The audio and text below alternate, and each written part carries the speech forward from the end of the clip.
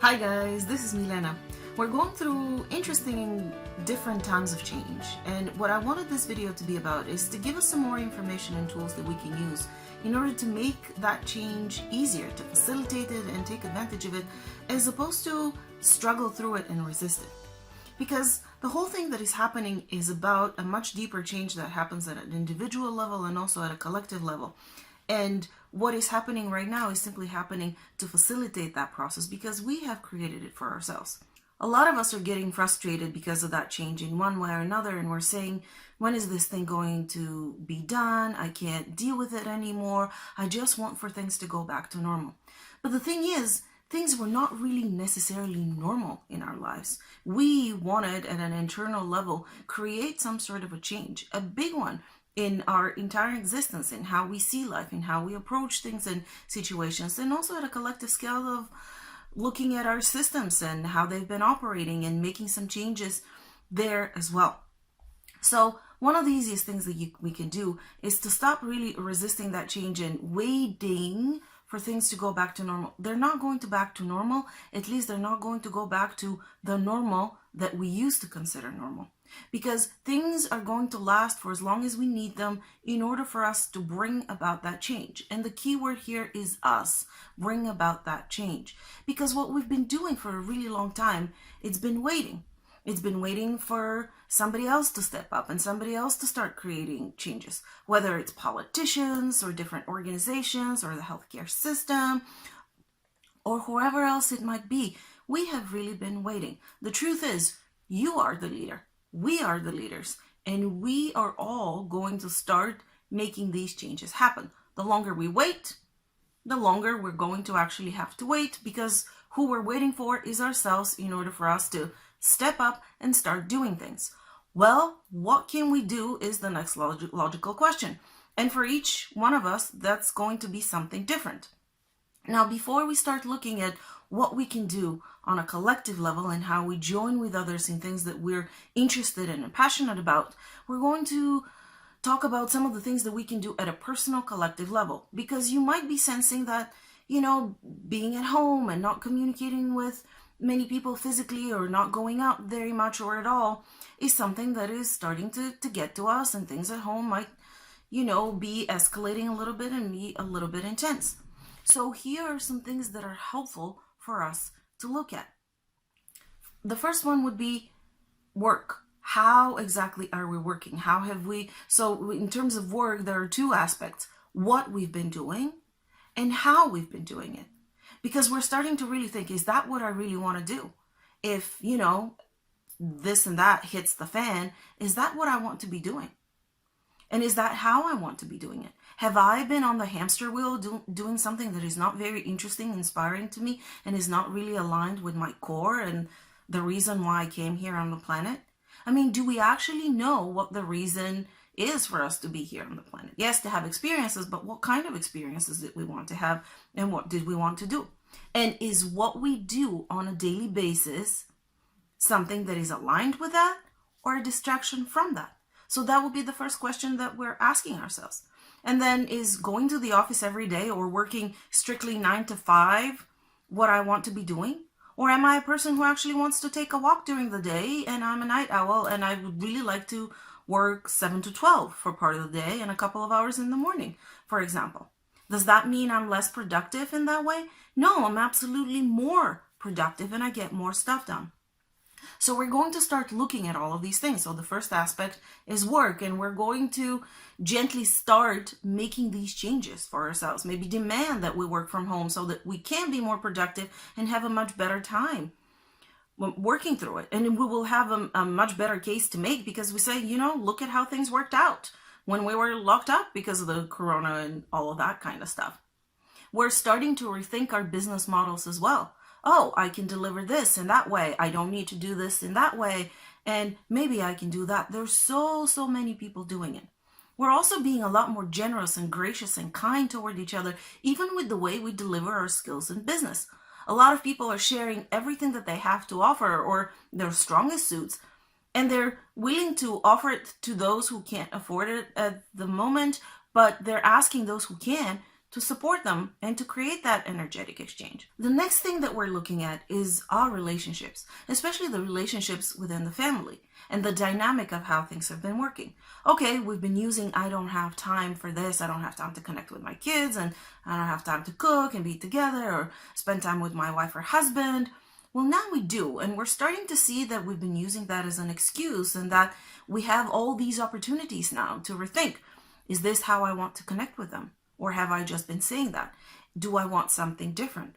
How do we do it together? Do we allocate the roles and share the responsibilities in different ways than we have been?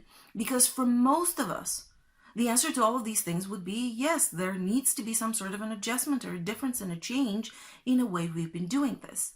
So we're going to look at the relationships and all the tasks, especially within the family, that we've been doing and the dynamics, and decide what we want to change there as well. Now, the next aspect that we're going to look within ourselves is also the relationships with other people.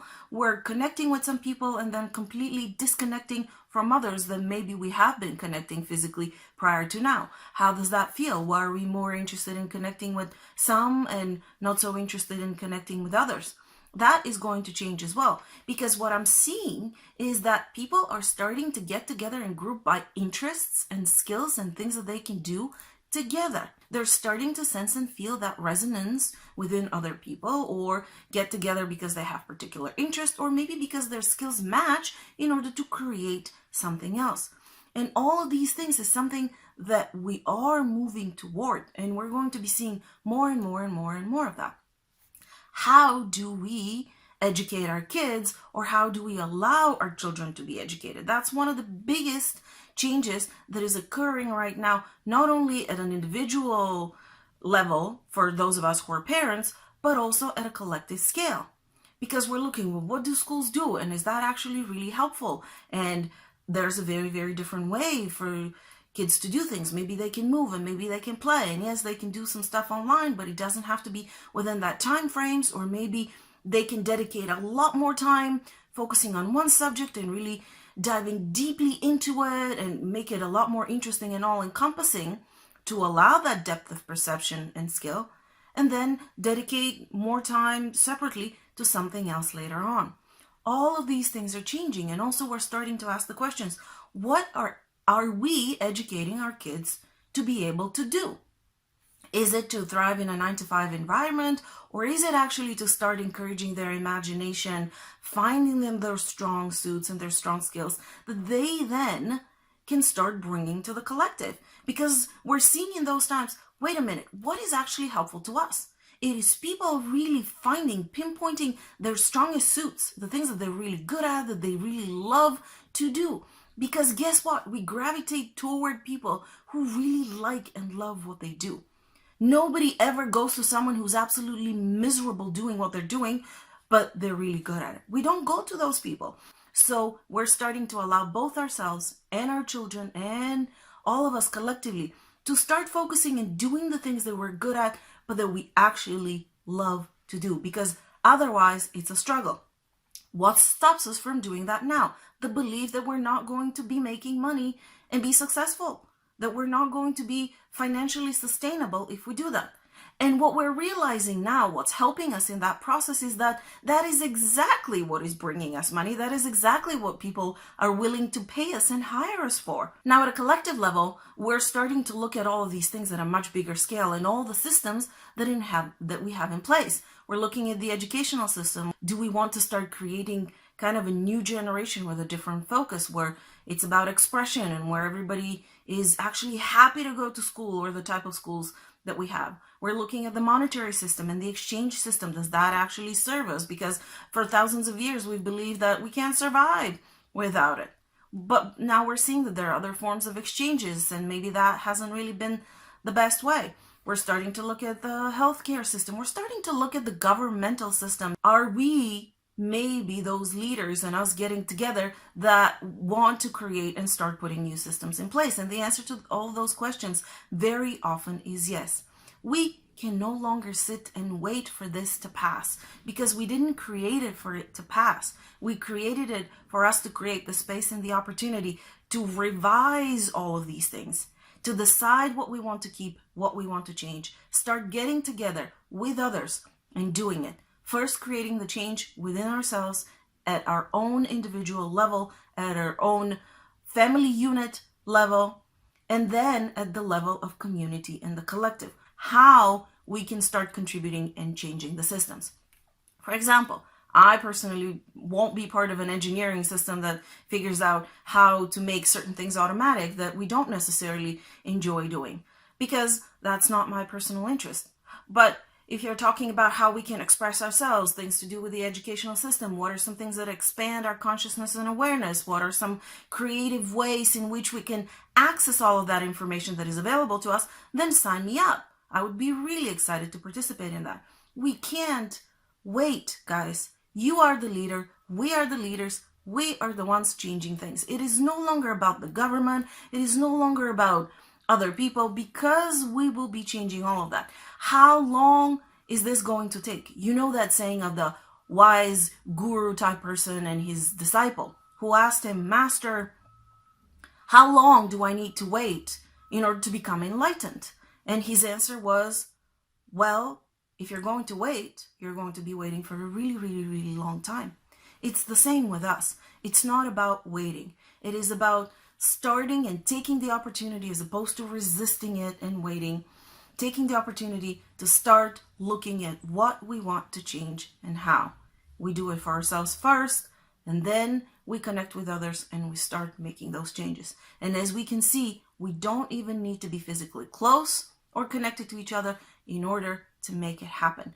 We're becoming way more creative and imaginative in the ways of doing this, and that process is only going to accelerate exponentially. And the more we embrace it, the more we go with it, the more we accept it, and we start simply rolling with it, the easier, more pleasant, and faster is it going to be for all of us. It is time. And if you're not sure what your particular role is, or you have certain challenges that you're not quite sure how to figure out, book a session at askmilena.com. Subscribe to my newsletter for some insights and tools and the ebook 7 Life Hacks to Empower Your Daily Life. Subscribe to the channel if you have not done so below, so that you don't miss any of the videos which come out on Friday. Bye bye guys, see you next week.